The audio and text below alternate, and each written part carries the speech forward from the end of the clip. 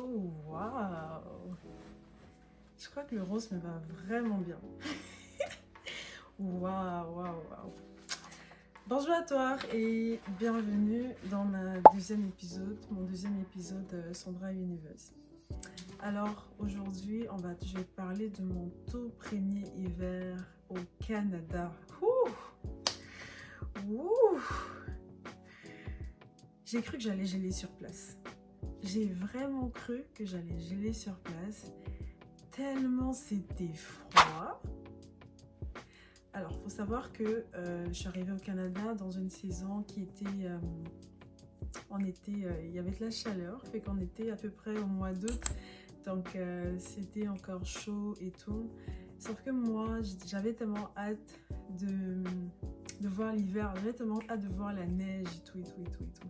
Donc, ce qui fait qu'on est là, on attend, le temps passe. Les gens nous disent que l'hiver ici c'est torride, c'est fort. Moi j'avais juste hâte de voir ça parce que voilà quoi, on voyait, j'étais au Cameroun, j'avais l'habitude de le voir à la télévision. Donc je voulais vraiment pouvoir le voir en vrai. Ce qui fait que on a attendu. Maintenant arrivé en septembre. Je pense que c'était septembre. Est-ce que c'était septembre? Peut-être. Je peux me tromper, peut-être septembre, octobre, ça fait quand même longtemps déjà. Peut-être septembre, octobre, comme ça. Il y a les premiers flocons, peut-être c'était novembre, j'abuse un peu. Il y a comme les premiers flocons là qui commencent à couler. Et là, je suis comme. Là, j'étais comme waouh, c'est trop beau. Je ne savais pas que c'est comme ça que ça allait me faire après. Je ne savais pas que c'est comme ça que ça allait me faire. C'était très beau, genre les premiers étaient vraiment beaux. On voyait ça à travers la fenêtre, c'était comme des pétales, des fleurs qui se déposaient et tout. Et là on allait pour jouer à l'intérieur et bien sûr quand t'es nouveau, tu veux prendre les photos. On voyait ça un peu aux gens là-bas au Kantinang pour dire que mon frère, toi-même regarde, je suis dans la neige et tout, machin, tout ça.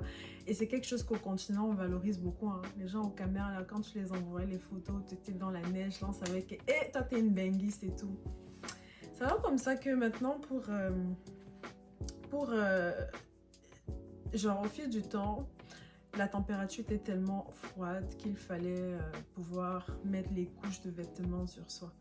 Et moi, mon premier manteau d'hiver, on m'avait taxé ça dans les $400, disant que ouais, tu es nouveau, pour vous les nouveaux arrivants, des manteaux comme ça vont vous aider, ça va te couvrir, ça va te protéger et tout. Mensonge, on m'a bien eu parce qu'on savait, ils m'ont bien eu parce qu'ils savaient que je ne maîtrisais pas encore, je ne maîtrisais pas le Canada, j'étais nouvelle et tout. Et ils m'ont vendu ça dans les $500. Dans les $500. Donc, il a fallu que je l'ai acheté. J'ai acheté également des grosses bottes d'hiver comme ça, vraiment tellement gros. Genre que tu peux même pas marcher que ça à l'intérieur. Je marchais, puis mais au départ c'était un peu comme ça. Maintenant au fil des ans, toujours tu connais pas, au fil des ans là, je sais pas, peut-être un an après ou je sais pas, quelques mois après, je portais le pantalon d'estro et moi je sortais avec. Maintenant le pire c'est dans les arrêts bus, lorsque tes pieds frisent. Donc ça vraiment, tu attends le bus. Déjà qu'en hiver ici les bus ils sont pas ponctuels, ils viennent en retard. Tu t'arrêtes à l'arrêt bus, tu dures là-bas, t'as pas bien. C'est comme ça que les orteils commencent à geler. Les orteils commencent à freeze et tout. Et puis, tu pries toi seulement que le chauffeur il arrive vite pour que voilà. Mais c'était un peu ça, c'était très compliqué. Il y a les choses ici, par exemple, si tu as l'intention d'arriver au Canada voilà, parce que là, on est encore en été. Si tu as l'intention d'arriver dans les 3-4 mois qui viennent là, il faut savoir que tu auras besoin de te couvrir les oreilles. Parce que ça, c'est quelque chose qui m'a également tellement brûlé. Il faut porter les bonnets pour couvrir tes oreilles, porter les gants pour couvrir les doigts, porter les grosses chaussettes imperméables là, qui empêchent l'humidité de rentrer dans les chaussures. Donc, ce sont ce genre de choses, d'adaptation là qu'il faut vraiment faire. Parce que l'hiver là, c'est pas ce qu'on voit à la télé. Hein. L'hiver, c'est pas ce qu'on voit à la télé, c'est vraiment terrible et tout. Donc, qu'est-ce que ça m'a appris? Grosso modo, c'est la solitude dans les moments difficiles.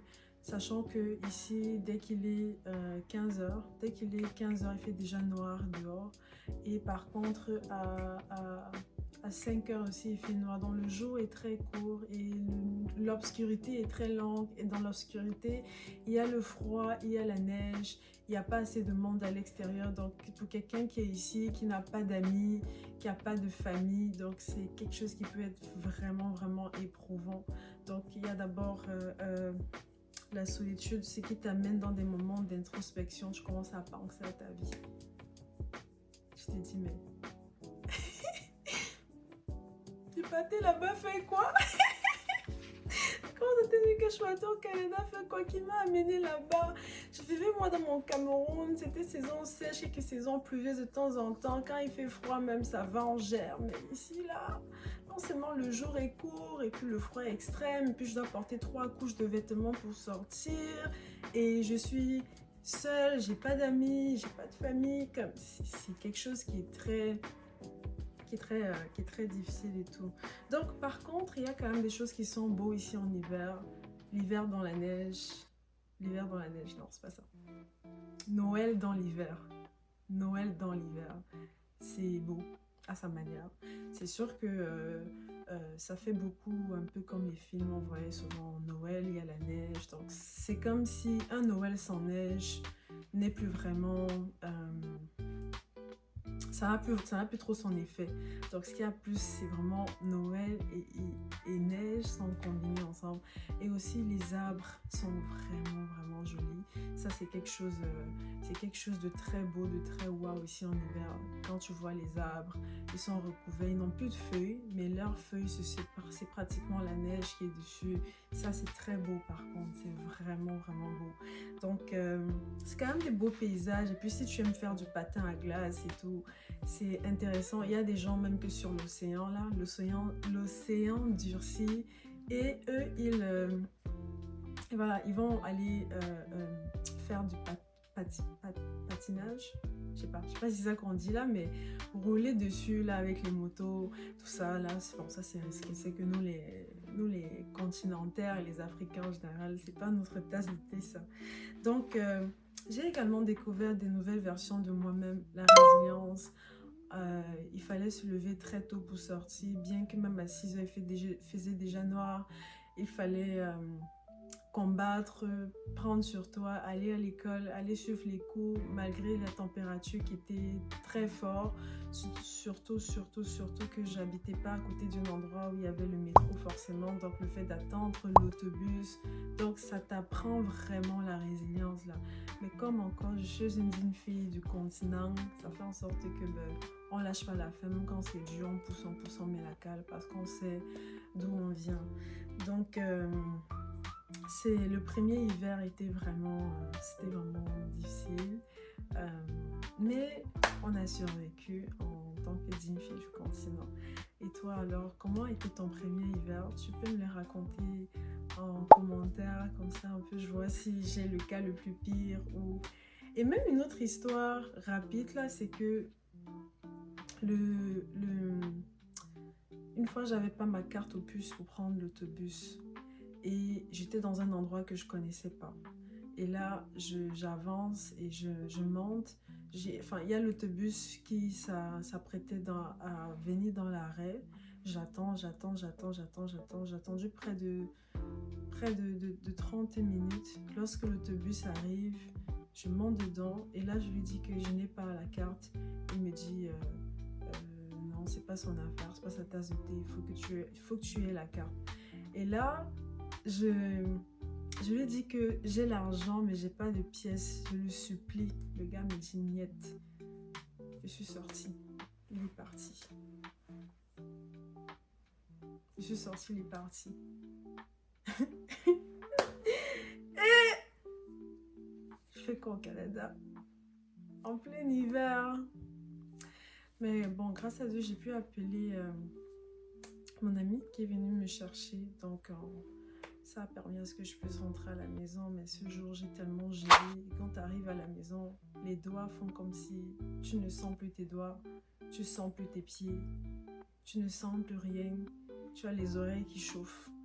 Le temps même ça devient dur, tu as l'impression qu'on va les amputer. Non, c'était vraiment une histoire.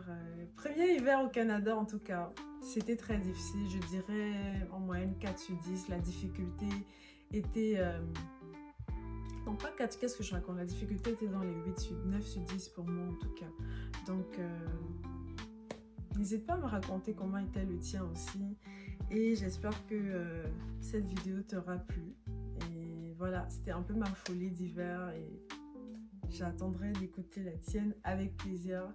Alors, c'était Sandra Universe et merci d'avoir été restée jusqu'à la fin. Puis on se retrouve à la prochaine vidéo. Bisous. Ouais.